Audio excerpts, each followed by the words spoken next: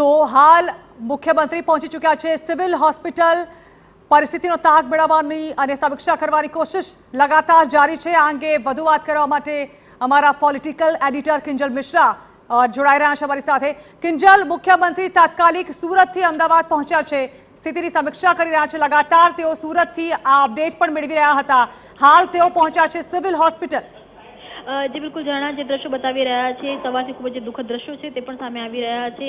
जे रीते plane crash थयुं छे तेनी अंदर जे मात्र ब्रिटननी ज वात करवामां आवे तो ब्रिटनना 53 मुसाफरो हता અને એક મહિલાઓ પણ હતી, બાળકો હતા। પોર્ટુગલના પણ 7 મુસાફરો તેની અંદર સવાર હતા।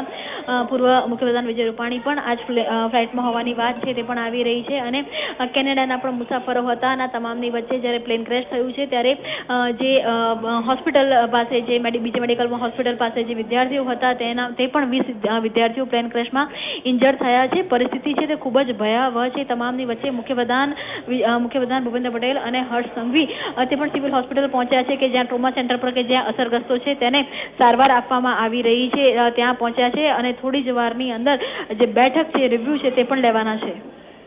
જી બિલકુલ કિંજલ, આટલી મોટી ભયાનક દુર્ઘટના, સમાચારો એવા પણ મળી રહ્યા છે કે પ્રધાનમંત્રી મોદીથી લઈને કેન્દ્રીય ગૃહમંત્રી અમિત શાહ પણ ગમે તે ઘડી અમદાવાદ પહોંચી શકે છે, તેને લઈને કોઈ અપડેટ મળી? જી જણા, કેમ કે જે પ્રકારની ઘટના બની છે તેના કારણે જે કહી શકાય કે 200થી પણ વધારે જે પેસેન્જરો હતા એ ફ્લાઇટમાં સવાર હતા।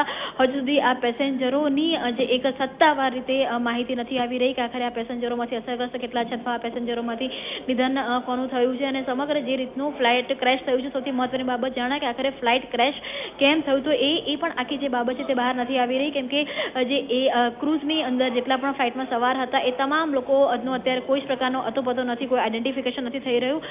પરિસ્થિતિ છે તે ખૂબ જ પેનિક છે। અમદાવાદમાં અત્યાર સુધીમાં આ રીતે ક્યારેય પણ પ્લેન ક્રેશની ઘટના નથી થઈ। આ પ્રથમ ઘટના છે કે જેમાં પ્લેન ક્રેશ થયું છે અને આટલા મોટી સંખ્યામાં જાનહાનિ થઈ છે ત્યારે બંને મંત્રીઓ કહી શકાય વડાપ્રધાન અને કેન્દ્રીય ગૃહપ્રધાન ગમે તે સમયે અમદાવાદ પહોંચશે। ખૂબ ખૂબ આભાર કિંજલ, વધુ માહિતી માટે ફરી એકવાર જોડાઈશું।